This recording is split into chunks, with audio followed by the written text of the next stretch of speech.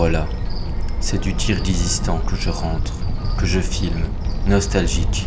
La dernière fois où je verrai ces montagnes enneigées, semblant jaillir du lac Issyk-Kul, grand lac salé, perché à 1600 mètres d'altitude, à proximité des frontières kazakhes et chinoises.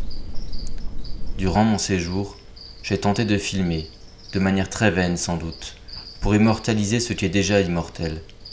Moi qui n'aime pas les films de vacances, je me voyais déjà prêt à tomber dans les écueils habituels, c'est-à-dire la juxtaposition d'images laides et informes censées représenter la beauté du lieu.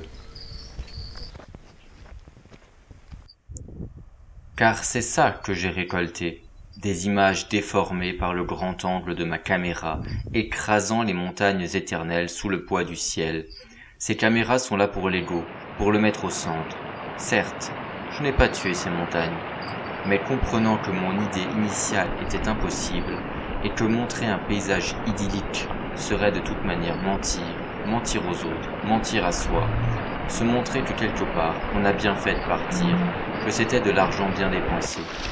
Plutôt que de me transformer en relais publicitaire totalement vain, j'ai donc essayé la comédie, l'ironie, de proposer une vision décalée. Grâce au génie soviétique nucléaire et à Tchernobyl, les plantes donnent des fruits plus gros, ainsi nous pouvons avoir des prunes de près de 10 cm de diamètre. Merci.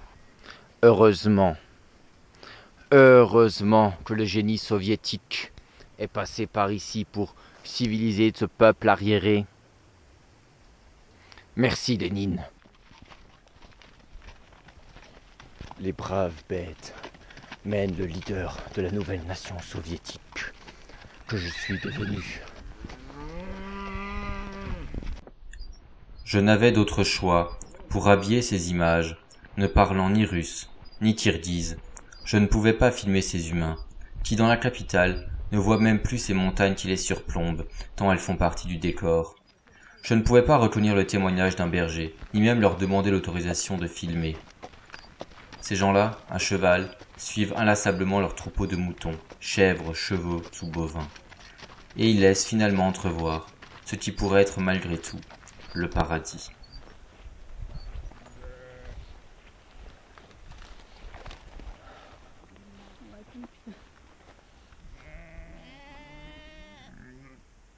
Si on n'avance pas, ils n'avancent pas.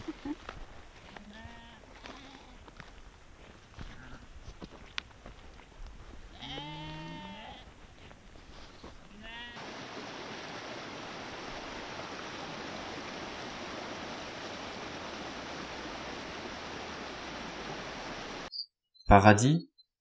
Paradis.